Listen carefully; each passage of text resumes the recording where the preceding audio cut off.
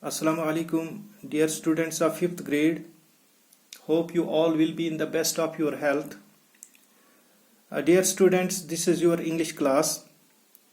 प्यारे बच्चों, दुनिया में अल्लाह सुब्हानहू व तआला ने बेशुमार मखलूक़ात बनाई है.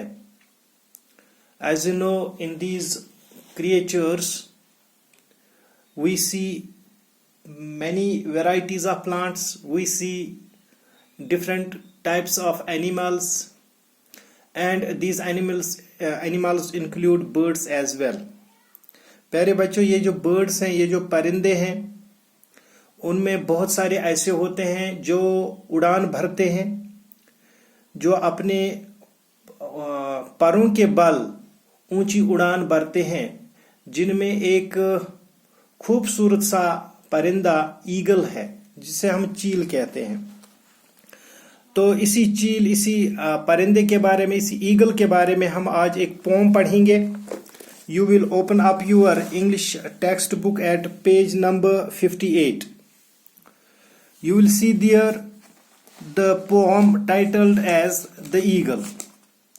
प्यारे बच्चों, it is just based on only 6 lines, means that there are only 2 stanzas in this poem. So dear students, let us take a look at this poem. I will tell you the outline of this poem first, then we will read it out. Dear students, the poem has a very simple concept.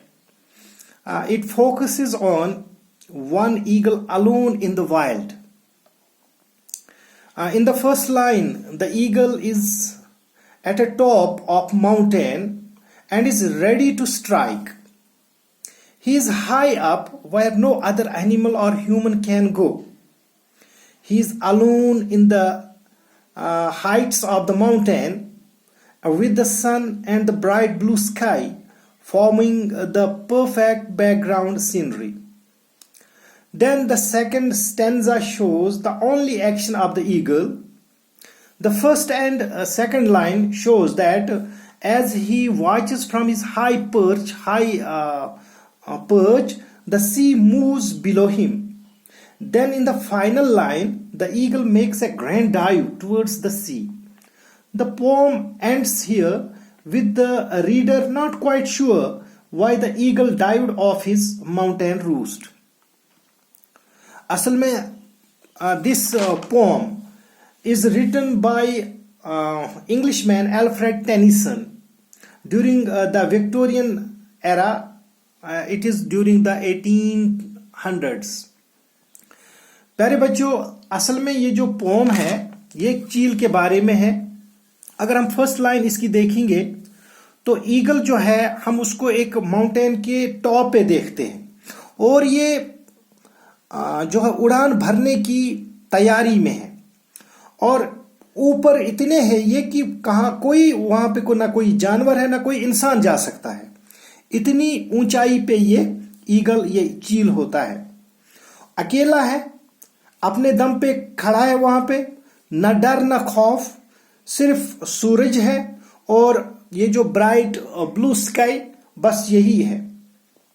और जबरदस्त इसकी ये जो नजारा है, इसकी जो scenery है वो देखने को मिलती है. दूसरा बंद जो इसका है, उसमें सिर्फ एक ही एक्शन दिखाई गई है, लेकिन पहली 2 लाइनें जो है वहां से हमें पता चलता है कि ये जो ईगल है ये उतराई पे, यानी कि माउंटेन के एक पीक पे, क्लिफ पे, बिल्कुल वो स्टीप है, वहां पे तैयारी में है और उसके नीचे समंदर दिख रहा है, वो समंदर जिसका पानी बहता है. और इस आखिरी बंद में सिर्फ ये दिखाया गया है कि चील ने बहुत ही बड़ी एक डाइव मारी, बहुत बड़ी एक छलांग मारी समंदर की ओर.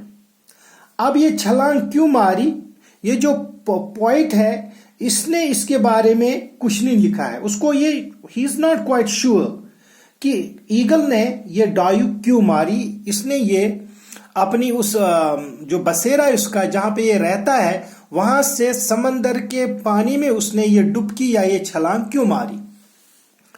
Late us first recite these lines. Here it is titled as the eagle. He clasps the crag with crooked hands, close to the sun in lonely lands. Ringed with the azure world he stands. The wrinkled sea beneath him crawls. He watches from his mountain walls, and like a thunderbolt he falls. देखिए, the first word which is unknown to you is clasps. As you know, this clasp simply means to hold tightly. अब क्या hold tightly उसने किया था? Crag means steep rock. ये जो खड़ी चट्टान थी उसको उसने क्लैस्प किया था, उसको पकड़ा था मजबूती से. Then there comes the new word, that is azure, and this azure means blue sky, blue clear sky, bright sky. Azure means bright sky, blue bright sky. और उसके नीचे जो था वो बह रहा था, इसको क्या कहते हैं, समंदर बह रहा था. रिंकल्ड होती है झरियां जिसको बोलते हैं हम, या जिसको हम यूं कहते हैं कि जहां फोल्ड्स होंगे. जैसे बुजुर्ग लोग जो होते हैं उनके चेहरे पे या उनके हाथों पे रिंकल्स पड़ते हैं, वो झरियां पड़ती हैं. तो वो पकड़ के था. He watches from his mountain walls and like a thunderbolt he falls. फिर एक बहुत बड़ा डाई वो मारता है, थंडर बोल्ट की तरह वो डाई मारता है. जैसे कि पलक झपकते हैं जिससे कहते हैं, जैसे बिजली चमकती है, ठीक इसी तरह से वो डायू इस चीर ने लगाई समंदर के पानी की ओर. तो वी विल इंशाल्लाह recapitulate it in the next time. Till then, अल्लाह हाफिज.